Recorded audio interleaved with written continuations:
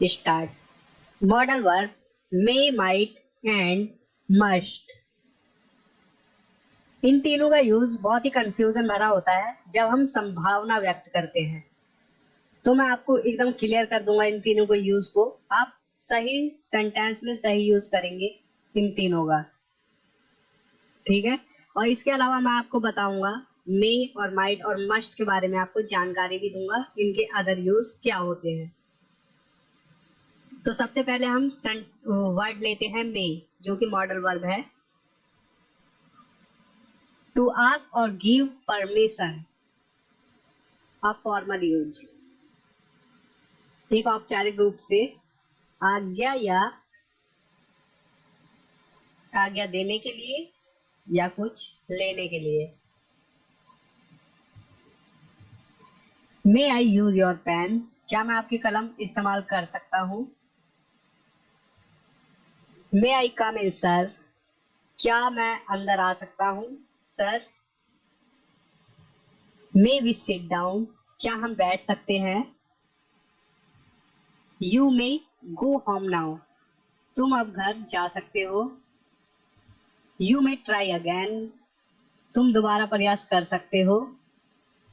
You may कम इन, तुम अंदर आ सकते हो।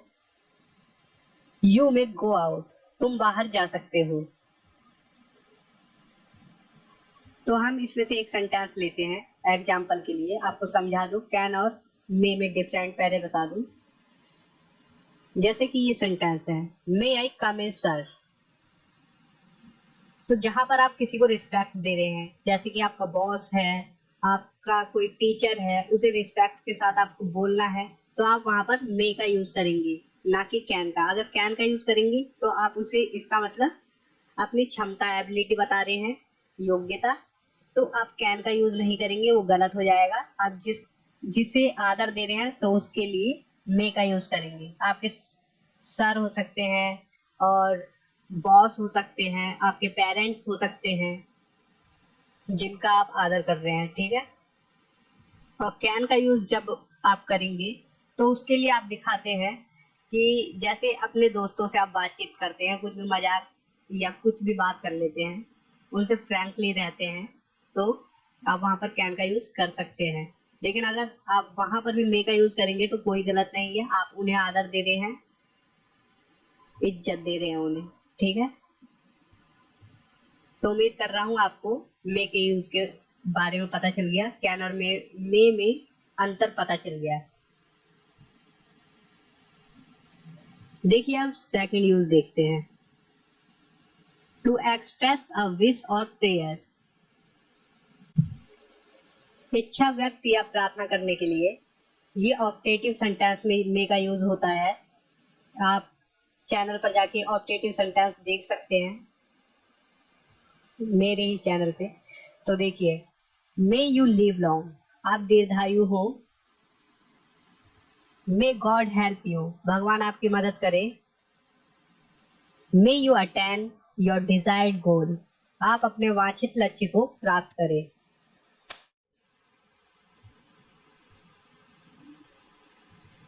अब देखते हैं पॉसिबिलिटी। तो मे का ये तो टॉपिक ही है हमारा, ठीक है, इसमें डिफरेंट जानना है हमें। मे पॉसिबिलिटी, संभावना व्यक्त करने के लिए। इट मे रेन टुडे, आज वर्षा हो सकती है। तो मे का हमने यूज किया है, तो काफी क्या कहते हैं कि पॉसिबिलिटी है कि हो सकती है वर्षा। इसके अलावा मैं आपको अभी जब माइट और मस्ट के बारे में बताऊंगा तो एकदम आपको क्लियर हो जाएगा। मैं तीनों के एग्जांपल एक साथ दिखाऊंगा, ठीक है। ही मे डू द वर्क, वह काम कर सकता है। द न्यूज में बी ट्रू, खबर सच हो सकती है। मनोज में कम टुडे, मनोज आज आ सकता है।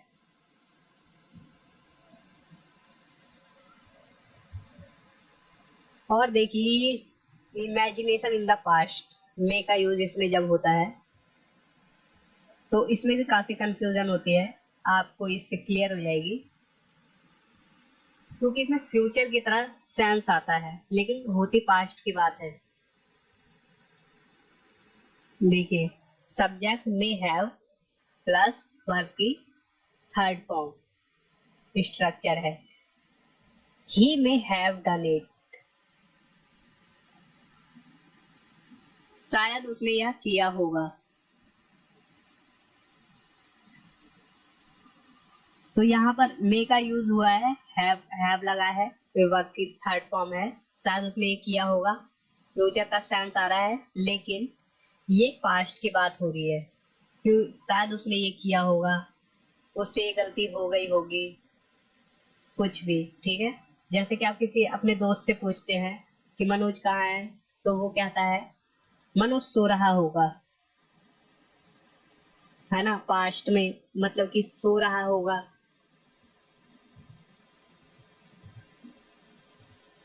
और देखिए अब माइट, जैसा कि हम सभी जानते हैं मे का पास्ट फॉर्म है might.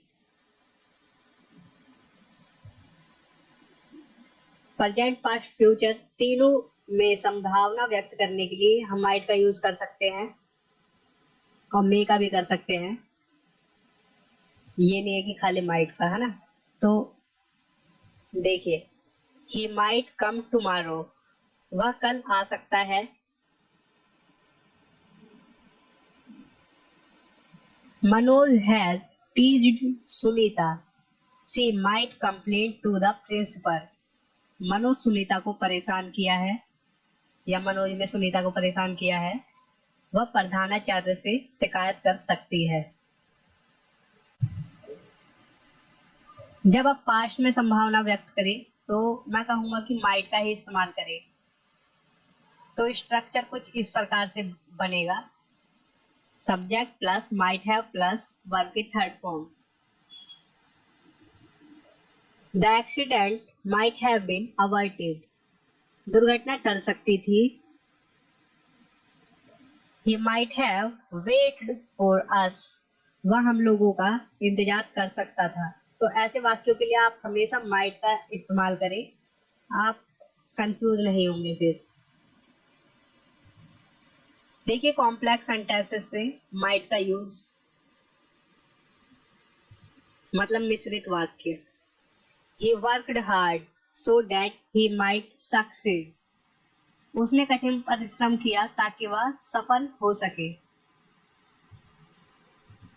He ran fast so that he might catch the train, वह तेज दौड़ा ताकि ट्रेन पकड़ सके।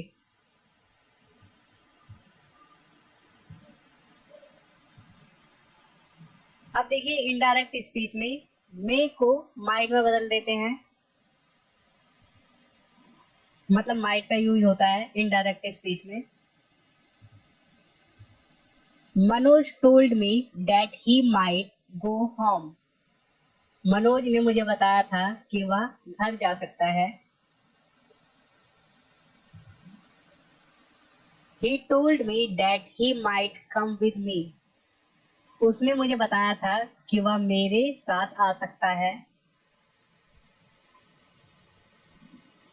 Sunita told me that she might remain absent from the class, Sunita ने मुझे बताया कि वह कक्षा से अनुपस्थित रह सकती है।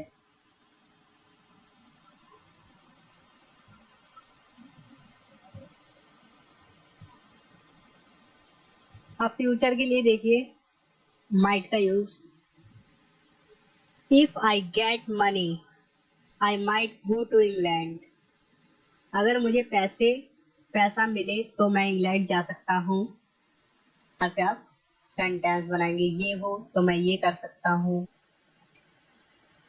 अब मैं आपको छोटे में ही समझा दूं मस्ट के प्रयोग के बारे में। मस्ट से बाध्यता, मतलब नेसेसिटी, परिणाम, रिजल्ट, अनिवार्यता, कंपल्सन प्रकट होती है। क्लियर करने का टाइम आ गया है। देखिए मस्ट 90% टू 100%, में 40 to 90%, और माइट 0 to 40%। इसका मतलब समझे? मतलब संभावना है ये। देखिए इस तरीके से समझाता हूँ आपको। सेंटेंस है इट मे रेन टुडे, आज वर्षा हो सकती है।